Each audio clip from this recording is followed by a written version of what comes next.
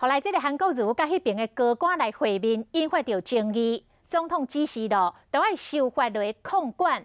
所以陆委会要伫个香港澳门关系条例来增加地方县市首长到港澳的申请流程甲行为。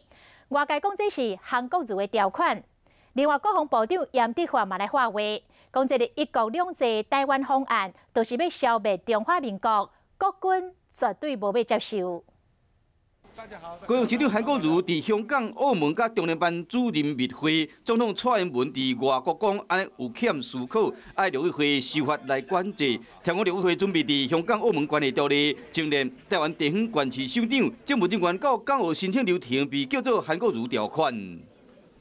我不建议你用这样一个名词了哈，所以这个情势有一些变迁呐，因此呢，我们觉得也应该比照《两岸人民关系条例》。没有啦，我们当然是现在要他来说明一下。韩国瑜到港澳到深圳，高雄甲陆委会该行程甲各台办的主任会面。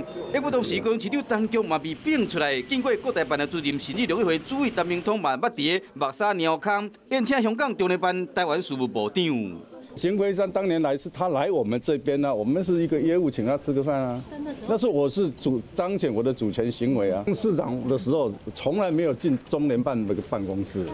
所以中联办这个部分是踩到红线喽。这个当然是非常敏感，为什么会引起这么大的争议？陆委会像是锦衣卫啊，大陆委员会啊，没有这个皇朝、帝国、王朝的时候的这种名词啦。